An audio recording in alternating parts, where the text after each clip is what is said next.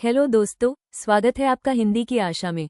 आज हम कक्षा 9 हिंदी गंगा के पाठ 12 घर की याद के पुस्तक अभ्यास बुक एक्सरसाइज के सभी प्रश्नों के उत्तर बिल्कुल आसान भाषा में समझेंगे। तो आइए शुरू करते हैं। रचना से संवाद, मेरे उत्तर मेरे तर्क। निम्नलिखित प्रश्नों के सटीक उत्तर चुनिए और यह भी बताइए कि आपको ये उत्तर उपयुक्त क्यों लगते हैं। 1. भवानी प्रसाद मिश्र ने ये कविता कहाँ और क्यों लिखी? क. विदेश से मित्र के लिए। ख. युद्धभूमि से जनता के लिए। ग. जेल से परिवार के लिए। घ. यात्रा से किसी संबंधी के लिए। उत्तर ग. जेल से परिवार के लिए। कारण कवि उस समय जेल में थे और अपने परिवार से दूर होने के कारण उन्हें घर की बहुत याद आ रही थी, इसलिए उन्होंने ये कविता अपने परिवार के प्रति अपने प्रेम और विरह को व्यक्त करने के लिए लिखी। 2. लगातार बरसता पानी कवि के मन की किस भावना का परिचायक है? क. उत्साह और आवेग। ख. भय और क्रोध। ग. साहस और उमंग। घ. चिंता और बेचैनी। उत्तर घ. चिंता और बेचैनी। कारण लगातार बारिश कवि के मन की व्याकुलता और बेचैनी को दर्शाती है। जैसे बाहर वर्षा रुक नहीं रही, वैसे ही उसके मन में घर की यादें लगातार उमड़ रही हैं। 3. कविता में माँ की कैसी छवि उभरती है? क. कमजोर और निष्क्रिय। ख. स्नेहमयी और दृढ़। ग. शिक्षित और अनुशासन प्रिय। घ. सरल और उदासीन। उत्तर ख. स्नेहमयी और दृढ़। कारण माँ को अत्यंत प्यार करने वाली, देखभाल करने वाली और साथ ही मजबूत व्यक्तित्व वाली दिखाया गया है, जो परिवार को संभालती है। 4. वज्रभुज नवनीत साउर पंक्ति के माध्यम से पिता के व्यक्तित्व की कैसी छवि प्रस्तुत की गई है? क. कर्मठ और सृजनशील। ख. साहसी और पराक्रमी। ग. दृढ़ और संवेदनशील। घ. प्रसन्नचित और सक्रिय। उत्तर ग. दृढ़ और संवेदनशील। कारण वज्रभुज का अर्थ है मजबूत भुजाएं, दृढ़ता, और नवनीत साउर का अर्थ है कोमल हृदय, संवेदनशीलता। इससे पिता के कठोर और कोमल दोनों गुणों का चित्रण होता है। 5. एक पत्ता टूट जाए, बस की धारा फूट जाए पंक्ति किस ओर संकेत करती है? क. पिता की कठोरता। ख. पिता की भावुकता। ग. वर्षा की तीव्रता। घ. पिता की निर्बलता। उत्तर ख. पिता की भावुकता। कारण ये पंक्ति बताती है कि पिता बाहर से मजबूत दिखते हैं, लेकिन अंदर से बहुत भावुक हैं। छोटी सी बात पर उनकी भावनाएं उमड़ पड़ती हैं। 6. बहन आई बाप के घर, हाय रे परिताप के घर पंक्ति में परिताप शब्द से क्या संकेत मिलता है? क. घर का समृद्ध होना। ख. घर की सजावट। ग. घर में दुख का वातावरण। घ. घर की शांति। उत्तर ग. घर में दुख का वातावरण। कारण परिताप का अर्थ है दुख या पीड़ा। यहाँ ये घर में व्याप्त उदासी और कष्ट को दर्शाता है। 7. और कहना मस्त हूं मैं पंक्ति में कवि का ऐसा कहना किस बात की ओर संकेत करता है? क. कवि अपने जीवन में बहुत खुश है। ख. अपने दुख को परिजनों से छिपाना चाहता है। ग. घर के लोगों के प्रति उदासीन है। घ. कवि प्राकृतिक सौंदर्य से अभिभूत है। उत्तर ख. अपने दुख को परिजनों से छिपाना चाहता है। कारण कवि वास्तव में दुखी है, लेकिन वह अपने परिवार को चिंता में नहीं डालना चाहता, इसलिए वह अपने को मस्त बताता है। 8. इस कविता में किस बात को प्रमुखता से वर्णित किया गया है? क. घर की शांति और सुरक्षा। ख. घर के सदस्यों के बीच का संबंध। ग. घर के निर्माण की प्रक्रिया। घ. घर की याद और अकेलेपन की पीड़ा। उत्तर घ. घर की याद और अकेलेपन की पीड़ा। कारण पूरी कविता में कवि के मन की मुख्य भावना घर की याद और अकेलेपन का दुख है, जिसे बहुत भावुक तरीके से व्यक्त किया गया है। मेरी समझ मेरे विचार। नीचे दिए गए प्रश्नों पर कक्षा में चर्चा कीजिए और उनके उत्तर लिखिए। 1. कविता में वर्णित पिता के व्यक्तित्व की उन विशेषताओं का वर्णन कीजिए जिनसे उनका बहुआयामी रूप सामने आता है। उत्तर घर की याद। कविता में भवानी प्रसाद मिश्र ने अपने पिता के व्यक्तित्व का एक बहुआयामी मल्टी डायमेंशनल चित्र खींचा है। वे एक ही समय में शारीरिक रूप से अत्यंत वज्र के समान मजबूत और आंतरिक रूप से बेहद कोमल स्वभाव के दिखाई देते हैं। उनकी प्रमुख विशेषताएं निम्नलिखित हैं। अदम्य उत्साह और शारीरिक सौष्ठव बुढ़ापे ने उन्हें छुआ तक नहीं है। वे आज भी युवाओं की तरह खिलखिलाकर हंसते हैं, दौड़ सकते हैं और मौत के सामने भी नहीं हिचकते। वे रोज गीता पाठ करते हैं, दंड लगाते हैं और मुग्दर घुमाते हैं। फौलादी वाणी और कार्यकुशलता। उनकी आवाज में बादल जैसी गरज है और काम करने की गति इतनी तीव्र है कि मानो तूफान भी शर्मा जाए। झंझालर्जता। अत्यंत भावुक और स्नेहमयी हृदय। ऊपर से वज्र की तरह दिखने वाले पिता का हृदय नवनीत मक्खन जैसा कोमल है। अपने 4 बेटों और बेटियों के बीच जब उन्हें अपना 5वां बेटा कवि दिखाई नहीं देता, तो उनका धैर्य टूट जाता है और उनकी आंखों से आंसू बह निकलते हैं। 2. दुख डटकर झेलता हूँ ये कथन मनुष्य के संघर्षशील स्वभाव को उजागर करता है। कविता के आधार पर बताइए कि कठिन परिस्थितियों में कवि किस प्रकार धैर्य, साहस और त्याग का परिचय देता है। उत्तर, कवि कठिन परिस्थितियों, जेल जीवन में भी धैर्य और साहस बनाए रखता है। वह अपने दुखों को सहते हुए भी परिवार को चिंता में नहीं डालना चाहता, इसलिए कहता है, मस्त हूं मैं। वह अपने कष्टों को छिपाकर अपने परिवार की खुशी को प्राथमिकता देता है। यह उसके त्याग और सहनशीलता को दर्शाता है। इस प्रकार कवि संघर्षपूर्ण परिस्थितियों में भी धैर्य, साहस और त्याग का परिचय देता है। 3. कविता में बार बार वर्षा का वर्णन कवि के भावों को किस प्रकार व्यक्त करता है। उत्तर, कविता में वर्षा का बार बार वर्णन कवि के मन की भावनाओं का प्रतीक है। लगातार बरसता हुआ पानी कवि की बेचैनी, व्याकुलता और घर की याद को दर्शाता है। जैसे वर्षा रुकने का नाम नहीं लेती, वैसे ही कवि के मन में उठने वाली यादें भी निरंतर चलती रहती हैं। इस प्रकार वर्षा कवि के आंतरिक भावों को प्रभावशाली ढंग से व्यक्त करती है। 4. कविता से उन पंक्तियों को चुनकर लिखिए और भाव स्पष्ट कीजिए जिनसे मां की भावनात्मक मजबूती का परिचय मिलता है। उत्तर, पंक्ति और कहना मस्त हूं मैं। भावार्थ, ये पंक्ति मां की भावनात्मक मजबूती को दर्शाती है। कवि जानता है कि उसकी मां बहुत संवेदनशील है, इसलिए वह अपने दुखों को छिपाकर यह संदेश भेजता है कि वो खुश है। मां अपने बच्चों के दुख से दुखी होती है, इसलिए कवि उसकी भावनाओं को संभालने के लिए स्वयं कष्ट सहते हुए भी उसे चिंता से बचाता है। इससे मां की संवेदनशीलता और मानसिक दृढ़ता दोनों प्रकट होती हैं। 5. कविता का कौन सा अंश आपको सबसे अधिक भावनात्मक और प्रभावी लगता है और क्यों।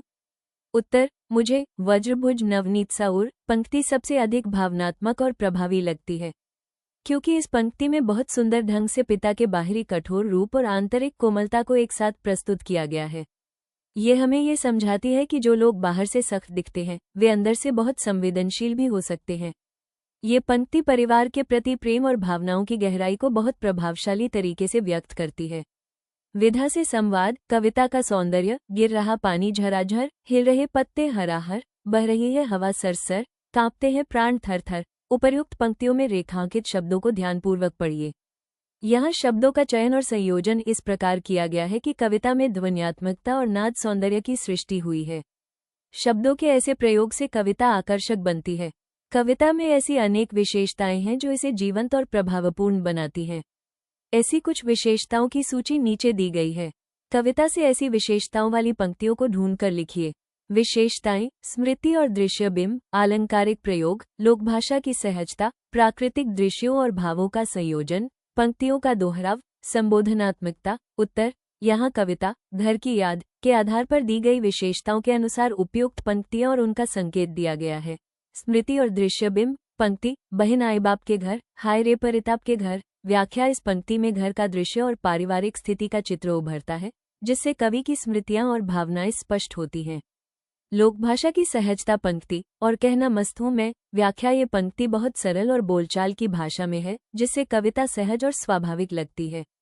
पंक्तियों का दोहराव, पंक्ति, घर की याद, भाव का बार बार आना, गिर रहा पानी झराझर जैसे शब्दों का दोहराव।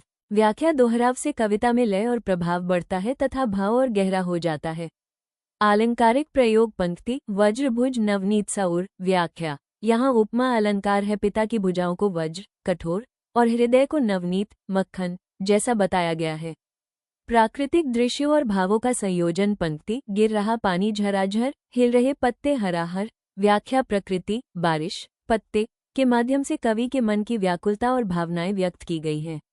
संबोधनात्मकता, पंक्ति, हे बादल तुम जाना मेरे घर। भावानुसार। व्याख्या, कवि बादलों को संबोधित करके अपने संदेश भेजना चाहता है, जिससे कविता में संवादात्मकता आती है। निष्कर्ष, इन सभी विशेषताओं, ध्वन्यात्मकता, अलंकार, प्रकृति चित्रण, सरल भाषा और भावपूर्ण अभिव्यक्ति के कारण कविता अत्यंत सुंदर, जीवंत और प्रभावशाली बन जाती है। कविता की संरचना, घर की याद, कवि के भीतर उठते भावों की यात्रा है। कविता में प्रकृति के माध्यम से व्यक्त इस यात्रा के प्रमुख चरणों का वर्णन करें। संकेत, पानी का गिरना, सवेरा होना। उत्तर, घर की याद। कविता में कवि के मन में उठने वाले भावों की यात्रा को प्रकृति के माध्यम से बहुत सुंदर ढंग से व्यक्त किया गया है। सबसे पहले लगातार पानी गिरने, बारिश का दृश्य आता है। ये बारिश कवि के भीतर के दुख, विरह और बेचैनी को दर्शाती है। बरसते पानी के साथ उसकी यादें भी उमड़ने लगती हैं और वो अपने घर परिवार को याद करके भावुक हो जाता है। इसके बाद सवेरा होने, सुबह का वर्णन आता है। सवेरा एक नई आशा और शांति का प्रतीक है। इससे कवि के मन में आशा, संतुलन और धैर्य का भाव जागता है। निष्कर्ष इस प्रकार बारिश से शुरू होकर सवेरा होने तक कवि के मन की यात्रा दुख और विरह से आशा और शांति की ओर बढ़ती है। विषयों से संवाद। 1. कविता में चित्रित घर एक भौतिक स्थान से बढ़कर भावनाओं और संबंधों के केंद्र के रूप में चित्रित हुआ है। वर्तमान में एकल परिवारों के बढ़ते चलन के संदर्भ में संयुक्त परिवार और एकल परिवार की तुलना कीजिए और कारण सहित लिखिए कि दोनों की कौन कौन सी बातें आपको पसंद है और कौन कौन सी नापसंद। उत्तर। कविता में घर केवल रहने का स्थान नहीं, बल्कि प्रेम, स्नेह और संबंधों का केंद्र है। आज के समय में परिवार दो प्रकार के होते हैं, संयुक्त परिवार और एकल परिवार। संयुक्त परिवार पसंद, सभी सदस्य साथ रहते हैं, जिससे प्यार और अपनापन बना रहता है। बड़े बुजुर्गों का मार्गदर्शन मिलता है, कठिन समय में सहारा और सहयोग मिलता है। नापसंद है कभी कभी अधिक हस्तक्षेप और कम निजी स्वतंत्रता होती है, निर्णय लेने में मतभेद हो सकते हैं। एकल परिवार पसंद, स्वतंत्रता और निजी जीवन अधिक मिलता है। छोटे परिवार में निर्णय लेना आसान होता है।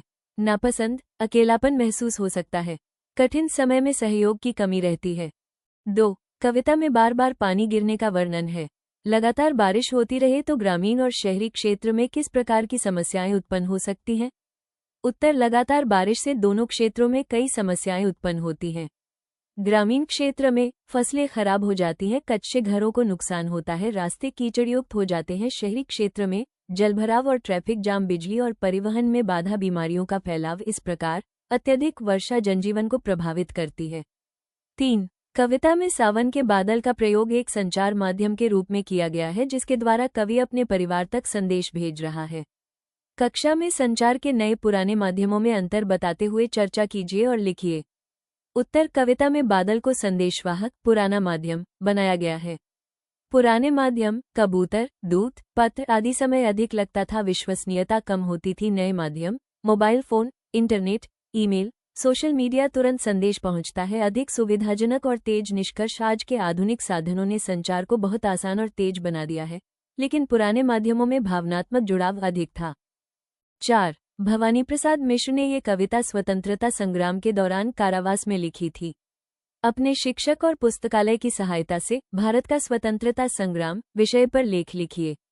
उत्तर। भारत का स्वतंत्रता संग्राम हमारे देश के इतिहास का एक महत्वपूर्ण अध्याय है। अंग्रेजों ने भारत पर लगभग 200 वर्षों तक शासन किया और भारतीयों का शोषण किया। स्वतंत्रता संग्राम की शुरुआत 1857 के विद्रोह से मानी जाती है, जिसे प्रथम स्वतंत्रता संग्राम कहा जाता है। इसके बाद महात्मा गांधी के नेतृत्व में असहयोग आंदोलन, नमक सत्याग्रह और भारत छोड़ो आंदोलन जैसे कई आंदोलन हुए।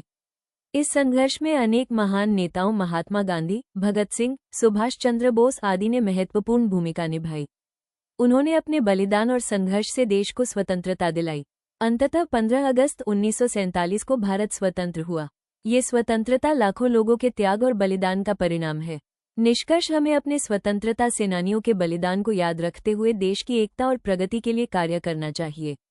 सृजन। 1. कल्पना कीजिए कि कवि की मां को पत्र लिखना आता है। कविता में वर्णित उनकी छवि और अनुमान के आधार पर लिखिए कि वे कवि के लिए पत्र में क्या क्या लिखती। उत्तर। नीचे मां के स्नेह और चिंता को ध्यान में रखते हुए एक पत्र प्रस्तुत है। प्यारे बेटे, स्नेह भरा आशीर्वाद। तुम्हारा हाल जानने की बहुत इच्छा होती है। यहाँ घर पर सब कुशल हैं, पर तुम्हारी बहुत याद आती है। तुम दूर हो, इसलिए मन हमेशा चिंतित रहता है। खाना समय पर खाया करो और अपने स्वास्थ्य का ध्यान रखना। तुम्हारे पिताजी बाहर से भले ही मजबूत दिखते हैं, पर तुम्हें याद करके कई बार भावुक हो जाते हैं। तुम्हारी बहन भी तुम्हें बहुत याद करती है। घर का हर कोना तुम्हारी कमी महसूस करता है। बेटा, हम जानते हैं कि तुम कठिन परिस्थिति में हो, पर हमें तुम पर गर्व है। तुम हिम्मत बनाए रखना और धैर्य से काम लेना। भगवान तुम्हारी रक्षा करे। जल्दी घर लौटने की आशा में, तुम्हारी माँ। 2. कविता में माँ और पिताजी के बीच कवि के विषय में की जाने वाली बातचीत का वर्णन है। उनकी इस बातचीत को संवाद लेखन के रूप में प्रस्तुत कीजिए। उत्तर। माँ और पिताजी के बीच संवाद, संवाद लेखन। माँ, आज फिर उसका बहुत ख्याल आ रहा है, न जाने कैसे होगा वहाँ। पिताजी। हाँ, मैं भी सोचता हूँ, लेकिन वह मजबूत है, सब सह लेगा। माँ। मजबूत तो है, पर दिल से बहुत कोमल है। खाना पीना ठीक से करता होगा या नहीं। पिताजी। धीरे से, पता नहीं, पर वह हमें चिंता में नहीं डालना चाहता, इसलिए खुद को मस्त बताता होगा। माँ। भगवान उसे सुरक्षित रखे, बस जल्दी से वापस आ जाए। पिताजी। हाँ, वही हमारी सबसे बड़ी खुशी होगी। 3. इस कविता में कवि ने सावन के बादल को संदेशवाहक बनाया है। अगर आपको किसी प्राकृतिक उपादान के माध्यम से अपने घर, मित्र या किसी संबंधी व्यक्ति को कोई संदेश भेजना हो तो आप किसे चुनेंगे और क्यों? उत्तर: यदि मुझे किसी प्राकृतिक उपादान के माध्यम से संदेश भेजना हो तो मैं हवा, पवन को चुनूंगी।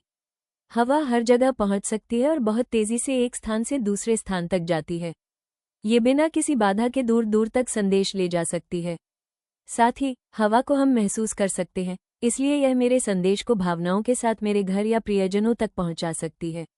निष्कर्ष: इसलिए हवा एक ऐसा माध्यम है जो तेज, सर्वव्यापी और भावनाओं को व्यक्त करने वाला है, इसलिए मैं इसे संदेशवाहक के रूप में चुनूंगी। यदि वीडियो पसंद आए तो लाइक, शेयर और सब्सक्राइब करना न भूलें। धन्यवाद। पढ़ते रहिए, बढ़ते रहिए।